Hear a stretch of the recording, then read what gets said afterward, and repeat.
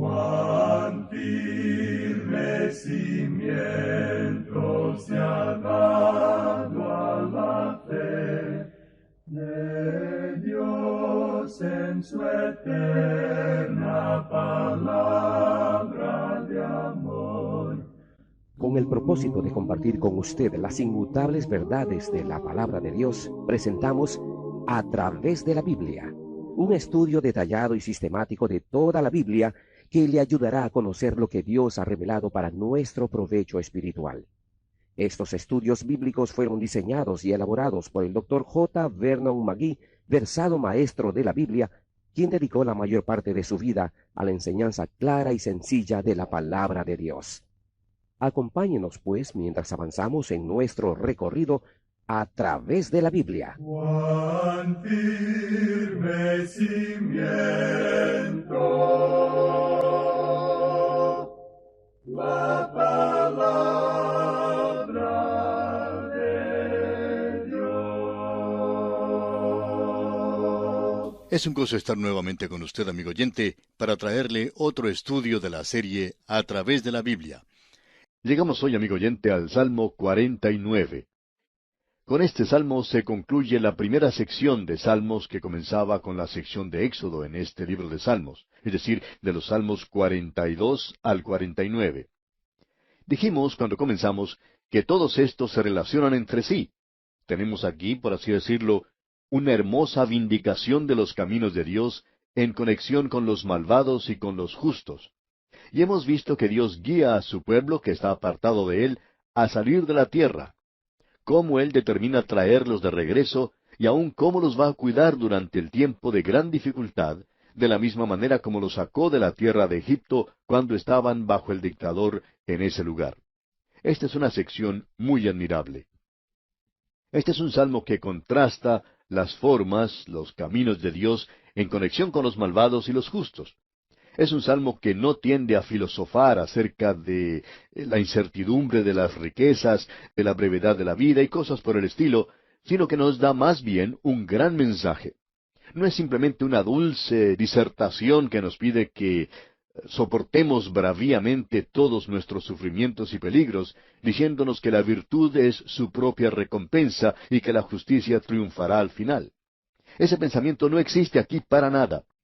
Nos muestra aquí no sólo la vanidad de las riquezas, sino el fin de aquellos que se jactan en las riquezas. Quizá este salmo le parezca un poquito revolucionario, según la forma de pensar del día de hoy, pero creemos que es un salmo que debería ser considerado especialmente en esta época. Permítame ahora leer los primeros 4 versículos de este Salmo 49, y los leeremos juntos para formarnos una idea mejor. Primeros 4 versículos del Salmo 49. Oíd esto, pueblos todos, escuchad, habitantes todos del mundo, así los plebeyos como los nobles, el rico y el pobre juntamente. Mi boca hablará sabiduría, y el pensamiento de mi corazón inteligencia. Inclinaré al proverbio mi oído, declararé con el arpa mi enigma. Lo que él está por hacer aquí, y en realidad en el salmo siguiente también, es hacer un llamado a sus predicadores para que oigan. Vamos a ver eso nuevamente cuando lleguemos al primer capítulo del libro de Isaías. Ya lo hemos observado cuando estudiábamos el libro de Deuteronomio. Usted recordará entonces que cuando el Señor estaba listo para colocar a esta gente en su tierra, Él llamó al cielo y a la tierra como testigos de que Él los estaba colocando a ellos en esa tierra. No solo que estaba haciendo eso, sino de las condiciones en las cuales ellos iban a esa tierra. Y se lo presentó a ellos en la forma de un cántico allá en el capítulo 32 del libro de Deuteronomio. Usted tiene allí un cántico de Moisés que dice en su primer versículo, Escuchad, cielos, y hablaré, y oiga la tierra los dichos de mi boca.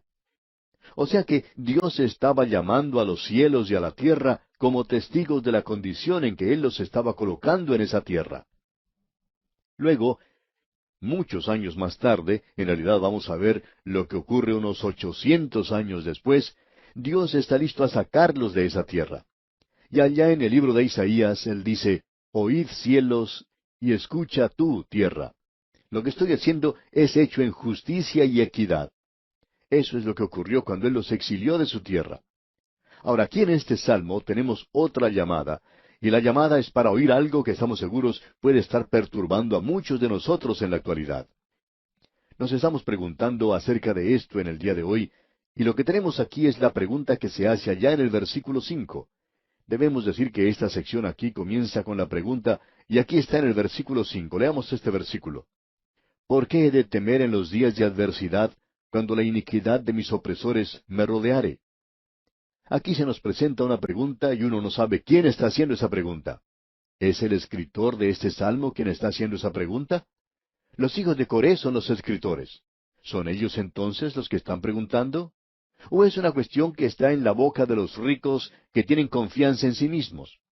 ¿O es una cuestión que se presenta por los justos, los que sufren injustamente a manos del malvado, o aquellos que tienen necesidad en el presente?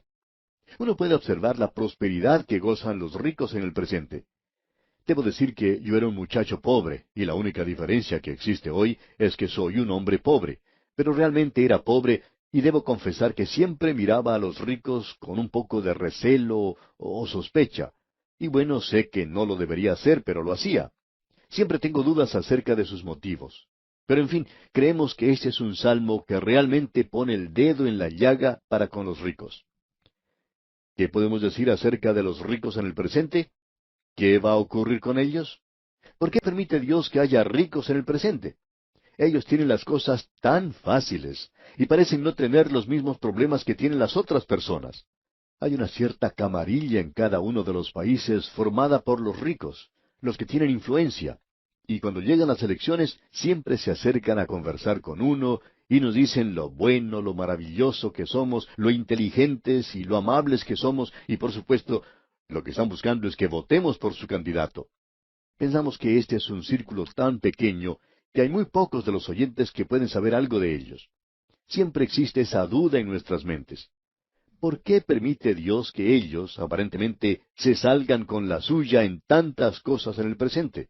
¿Por qué no hace Dios algo en cuanto a esto? Pues bien, sigamos adelante en este salmo y leamos algo más. Vamos a ver los versículos 6 y 7 de este Salmo 49. Los que confían en sus bienes y de la muchedumbre de sus riquezas se jactan, ninguno de ellos podrá en manera alguna redimir al hermano, ni dar a Dios su rescate. Lo importante de notar aquí es que no importa cuán rica sea una persona, esa persona nunca podrá comprar su salvación. Nosotros los pobres vamos al mismo lugar que van los ricos, y lo podemos conseguir al mismo precio que ellos, es decir, que la salvación no nos cuesta nada. El apóstol Pablo, allá en su epístola a los Romanos, capítulo 4, versículo 5, dice, «Mas al que no obra, sino cree en aquel que justifica al impío, su fe le es contada por justicia».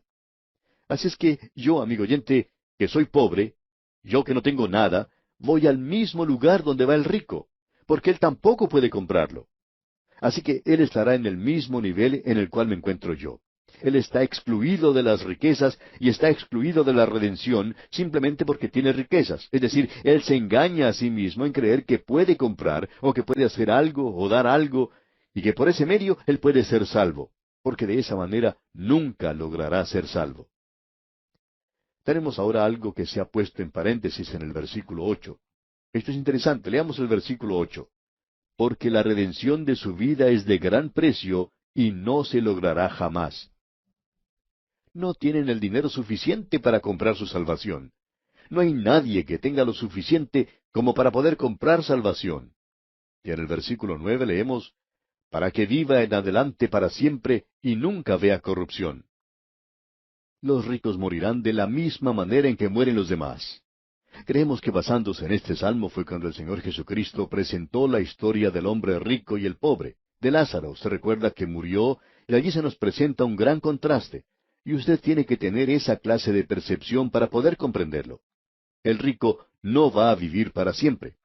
Ahora, en el versículo 10 de este Salmo 49 leemos, pues verá que aun los sabios mueren, que perecen del mismo modo que el insensato y el necio, y dejan a otros sus riquezas.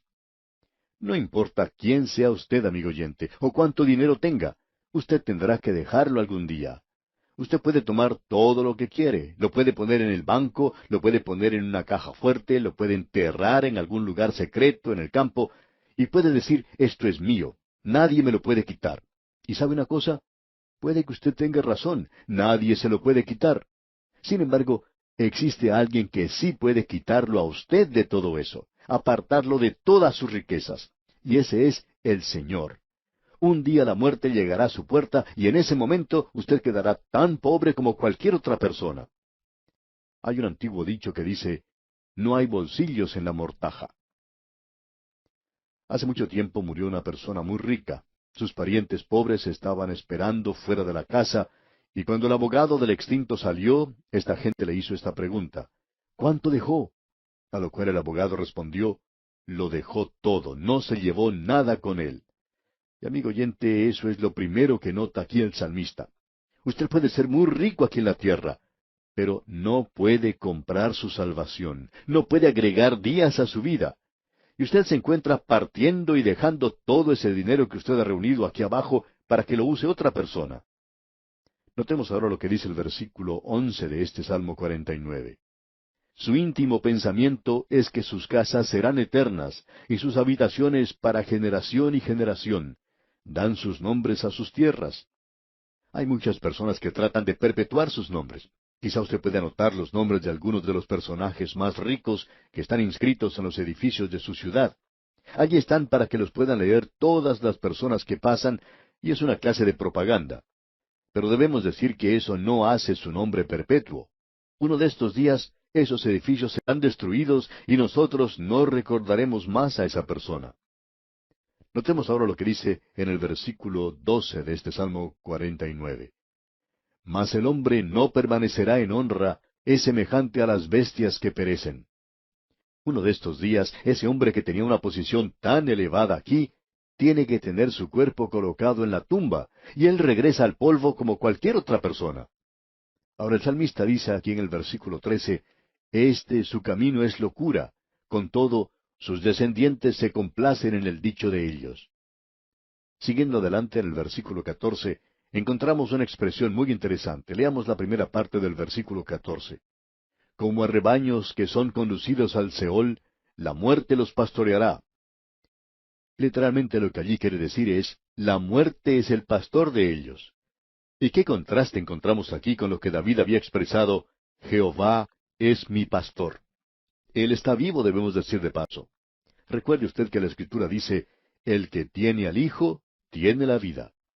Pero el otro pastor, el pastor falso, es muerte. La muerte es el pastor de ellos. La muerte se alimentará de ellos.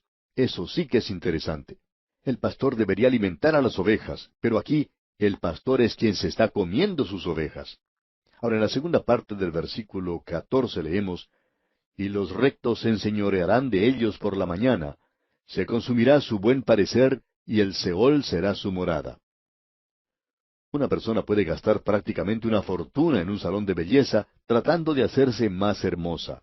Pero amigo oyente, cuando usted puede mirar dentro de una tumba, después que han pasado algunos años, lo que uno ve allí adentro no es muy lindo. No es algo que uno quiera contemplar muy a menudo.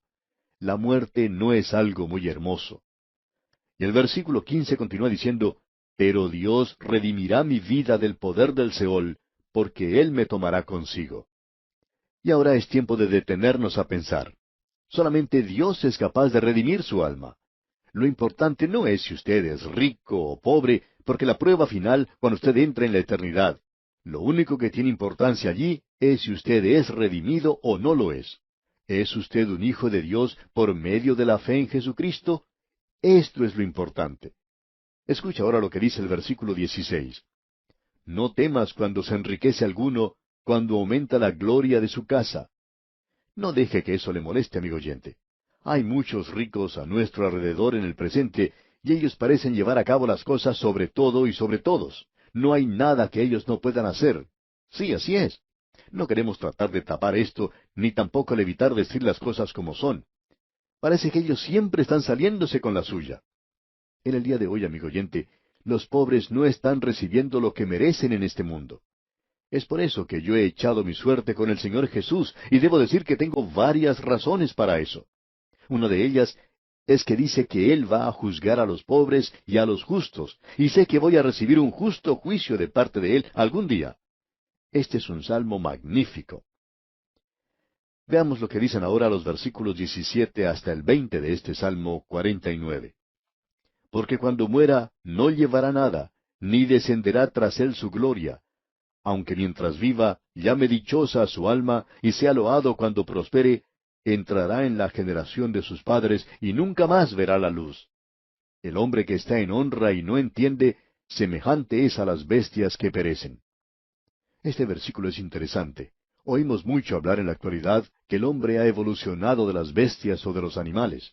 Y en realidad la Biblia enseña lo contrario. Dios ha creado al hombre y lo ha creado a su imagen. El hombre cayó y como resultado, el hombre puede vivir en la actualidad separado de Dios como un animal. Y es como el animal cuando muere. El hombre no evoluciona hacia arriba, sino que él está evolucionando hacia abajo, amigo oyente. No es un camino que lleva hacia arriba de ninguna manera. Él tiene la inclinación de ir hacia abajo, y eso es lo natural con cualquier cosa. Todo lo que puedo observar a mi alrededor contradice la evolución. Nada va hacia arriba por sí mismo, todo gravita hacia abajo. La ley de gravedad en el mundo físico siempre hace que las cosas desciendan. Esta ley de gravedad en el mundo físico hace que todo vaya hacia abajo. Y en el mundo moral del presente existe una ley de gravedad moral que es en realidad inmoralidad. Hace que el hombre descienda. Y así llegamos ahora al Salmo 50, que es un salmo de Asaf. Asaf era un músico, podemos decir de paso, era uno de los tres grandes directores de música que estaban en el templo. Los tres se llamaban Emán, Asaf y Etán. Este es un gran salmo el que tenemos ante nosotros. Es un salmo de juicio. Aquí vemos a Dios que llega en justicia a juzgar a su pueblo, y nos llega justo antes del maravilloso Salmo 51, y que Dios mediante vamos a considerar en nuestro próximo programa. Pero veamos los primeros 3 versículos de este Salmo 50 ahora. El Dios de dioses, Jehová, ha hablado y convocado la tierra desde el nacimiento del sol hasta donde se pone. De Sión, perfección de hermosura, Dios ha resplandecido. Vendrá nuestro Dios y no callará. Fuego consumirá delante de él, y tempestad poderosa le rodeará. Este es un salmo magnífico, y en su introducción tenemos que el Dios poderoso viene. ¿Qué anticipación más gloriosa debería ser esta para el Hijo de Dios? Algún día, amigo oyente, le veremos. Esa es la esperanza de todo creyente en el día de hoy. Y nuevamente tenemos un llamado para oír. Escuchemos lo que dice el versículo 4 de este Salmo 50 aquí. Convocará a los cielos de arriba y a la tierra para juzgar a su pueblo. Dios está listo para juzgar. Él quiere tener muchos testigos para que puedan observar que lo que Él hace, lo hace con justicia. Él dice en el versículo 5, Juntadme mis santos, los que hicieron conmigo pacto con sacrificio. Allí se está refiriendo a Israel, como lo podemos apreciar. Ahora el versículo 6 dice, Y los cielos declararán su justicia, porque Dios es el juez. El Señor Jesucristo será el juez. El Padre dijo que Él le había dado a su Hijo todo lo relacionado con el juicio.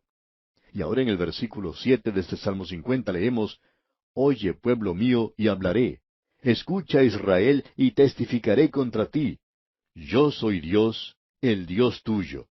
Y luego continúa diciendo en el versículo 8, No te reprenderé por tus sacrificios, ni por tus holocaustos, que están continuamente delante de mí. Lo importante de notar aquí es lo siguiente. Si usted hubiera estado en Jerusalén en esa época, más adelante, cuando el templo había sido construido, usted hubiera hecho la pregunta o hubiera dicho, Señor, tú estás criticando a esta gente. Ellos siempre han asistido a los servicios de los domingos por la noche. Siempre han estado presentes en los servicios de los miércoles por la noche. Siempre estaban presentes.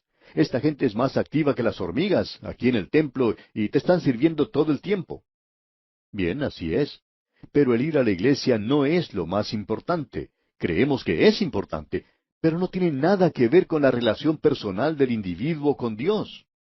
Es mejor que usted establezca esa relación a través del Señor Jesucristo, y luego entonces sí querrá ir a la iglesia. Notemos ahora lo que dicen los versículos 8 al 10 de este Salmo 50. No te reprenderé por tus sacrificios, ni por tus holocaustos que están continuamente delante de mí. No tomaré de tu casa becerros, ni machos cabríos de tus apriscos, porque mía es toda bestia del bosque, y los millares de animales en los collados. Y Dios está diciendo, ¿Creen ustedes que me estaban dando algo a mí realmente cuando presentaban esos sacrificios? Pues Dios dice, todos ellos me pertenecen. Y agrega en el versículo 12, si yo tuviese hambre, no te lo diría a ti, porque mío es el mundo y su plenitud. Veamos ahora lo que dice la primera parte del versículo 15, porque aquí tenemos un cuadro de juicio. E invócame en el día de la angustia. Qué afirmación más hermosa la que tenemos aquí. Dios le pide a su pueblo que se acerque a Él. Dios también dice que Él va a juzgar a los malvados. Y Dios dice, no permití que te salieras con la tuya en cuanto al pecado. Y en el versículo 21 leemos, estas cosas hiciste, y yo he callado. Pensabas que de cierto sería yo como tú, pero te reprenderé, y las pondré delante de tus ojos. Y luego en el versículo 23, para terminar este Salmo 50, él dice, el que sacrifica alabanza me honrará, y al que ordenare su camino, le mostraré la salvación de Dios. Amigo oyente, este es un salmo glorioso. Y aquí vamos a detenernos por hoy. Dios mediante, en nuestro próximo programa, entraremos a estudiar el gran Salmo 51, otro salmo de David, y le sugerimos que usted se familiarice con el contenido de este salmo antes de llegar a nuestro próximo estudio.